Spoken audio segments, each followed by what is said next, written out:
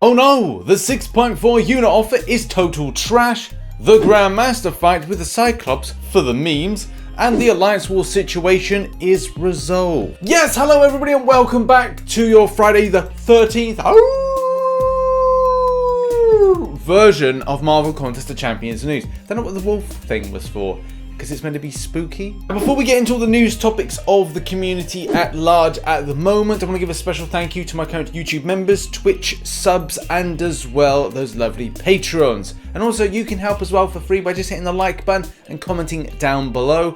Obviously those that have Amazon Prime can give a free Twitch sub, and how to do that is in the link in the description down below. And as well, if you come to my Discord, I can give you a nice little blue name. Yes, because we're doing perks with these things. Thank you and see you in the Discord. And without further ado, let's walk into the news that way. Let's kick off the news today with Act 1. Yes, Act 1. Very weird. Not Act 1 the Union, but Act 1 has been revamped. Kabam saying earlier today we updated the rewards for Act 1. The rewards now focus more on obtaining, leveling and ranking up 2-star champions, which is what most players focus on at the point of their journey. Some of the encounters have also been updated. I hope that's positive updated, not more challenging updated. Any summoners that completed Act 1 in the last 90 days will receive the difference in rewards awarded to them. This will be delivered early next week. Act 1 is just the beginning. We look forward to updating later Act rewards in the future as well.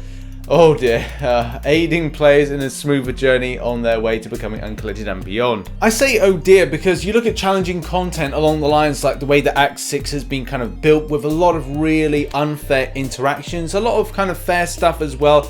I think, and something we're going to be talking about is the way that Act 6 has started as being very much, it was meant to be frustrating, and then, you know, with the level of complaint of what was seen, what was felt, especially with the champion boss.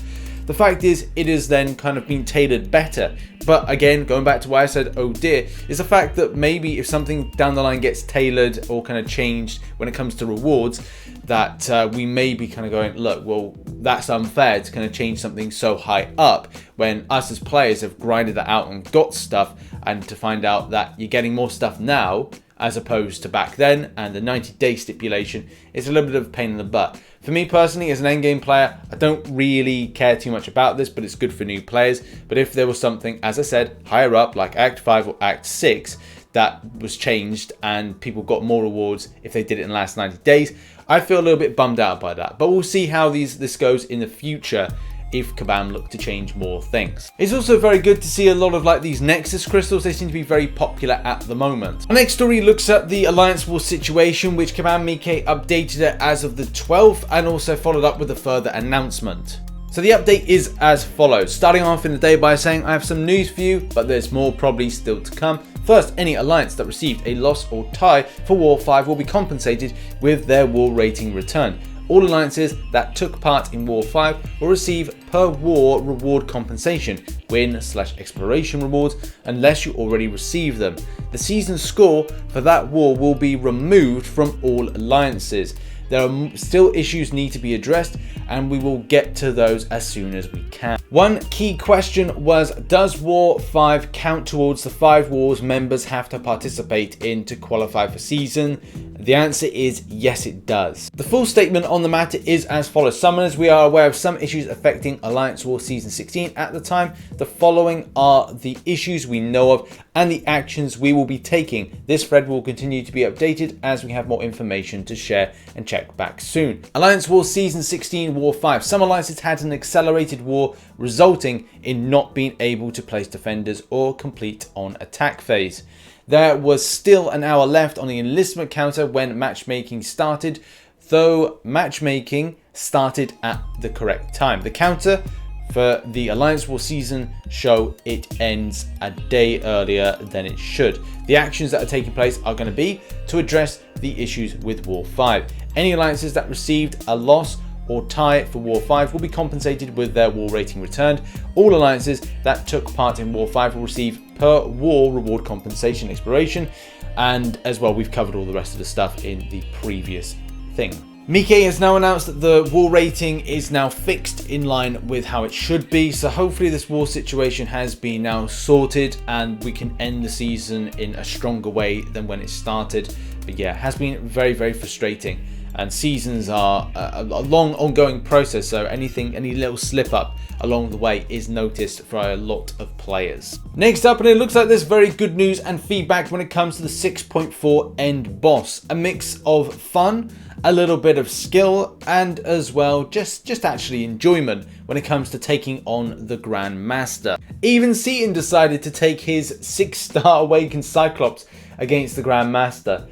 And like I said, this is a fun interaction. It is a case of like, there's a lot of watching, there's a lot of skill placed and presence there that you just got to take into consideration with an attack.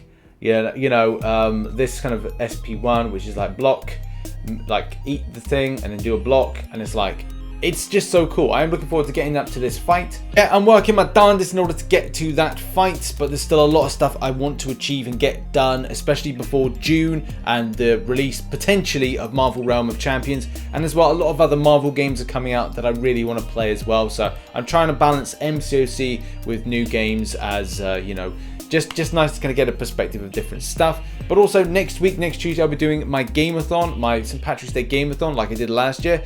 We might have a few drinks, might have just a laugh, and it starts early on in the day and goes to the later part of the evening. So if you want to come on by and support, we'll be doing so many different types of games, but a lot of MCOC. I've got to do a lot of exploration. So if you want to come and support, you know, help out towards some units, getting through some content, that'd be great. Thank you very much. But sticking with the story of Act 6.4, or just the completion in general, the fact is, this is the unit offer that is presented to you when you finish it, and it isn't very good. Now granted, this is the exploration pack, so for just getting the completion in, for 12,000 units, for the extent of revives and health potions, look, I can imagine Kabam thinking this is a good deal, but those that, well, are just looking at this going, would it be great to see something a lot more substantial to then take them for the exploration, or kind of inspire them for the exploration? I'm not saying the fight is ridiculously difficult, but it's still a case to, that, you know, would be nice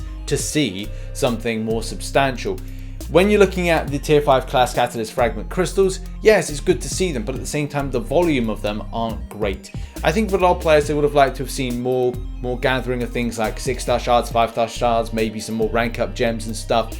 As you kind of look at the value of 12,000 units compared with what it's likely to be for Cyber Monday, maybe even the 4th of July offers, it could be a case that Kabam have kind of missed the point. And I would say to anybody, as even my good friend and co-host, Frontline MCOC Dan, says, save up your units now for the July 4th unit offers, because granted, they'll probably be more substantial and more really welcoming for you then. And also, if you're saving up further units for then down the line for the Cyber Weekend offer, then maybe do that as well. Last couple of stories, starting with this one, the Kingpin SP2. If you were in the live stream last night, you know that I had an absolute giggle when it came to seeing this particular problem.